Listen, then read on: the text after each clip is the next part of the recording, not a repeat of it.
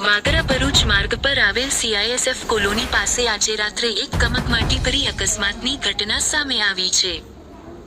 નશાના જોરે બેફામ બનેલા કાર ચાલકે રોડ પર જઈ રહેલા નિર્દોષ બાઇક સવાર યુવકોને કાળનો કોળિયો બનાવવાનો પ્રયાસ કર્યો હોય તેમ જોરદાર ટક્કર મારી હતી.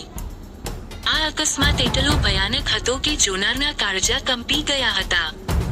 પ્રત્યક્ષદર્શીઓના જણાવ્યા અનુસાર કારની ઝડપ એટલી વધારે હતી કે બાઇક સાથેની અથડામણ થતાં જ બંને યુવકો જાણે હવામાં ઉડ્યા હોય તેમ 10 ફૂટ દૂર ફંગોળાઈને જમીન પર પટકાયા હતા. ટક્કરની તીવ્રતાનો અંદાજ એ વાત પરથી લગાવી શકાય છે કે બાઇકને ટક્કર માર્યા બાદ કાર ચાલકે સ્ટીયરિંગ પરથી કાબુ ગુમાવ્યો હતો અને કાર ઘટના સ્થળથી અંદાજે 50 ફૂટ દૂર જઈ રોડની સાઈડમાં ખાબકી હતી.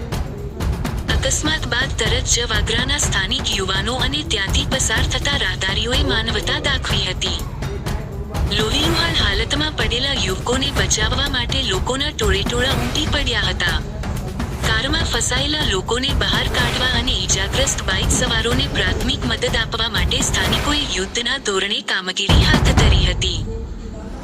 રેસ્ક્યુ કામગીરીમાં જોડાયેલા યુવકોએ ચોંકાવનારો ખુલાસો કરતા જણાવ્યું હતું કે કારમાં સવાર બંને યુવકો નશામાં પૂરેપૂરા ધૂત હતા.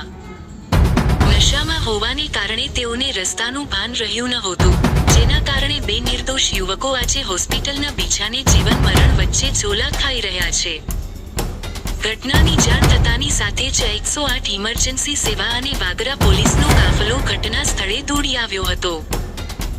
ગંભીર રીતે ઈજાગ્રસ્ત થયેલા બંને યુવકોને તાત્કાલિક નજીકની હોસ્પિટલમાં સારવાર અર્થે ખસેડવામાં આવ્યા છે, જ્યાં તેમની હાલત અત્યંત નાજુક હોવાનું જાણવા મળ્યું છે. આ ઘટનાને પગલે સ્થાનિકોમાં ભારે રોષ જોવા મળી રહ્યો છે. નશામાં ધૂત થઈને વાહન ચલાવતા તત્વો સામે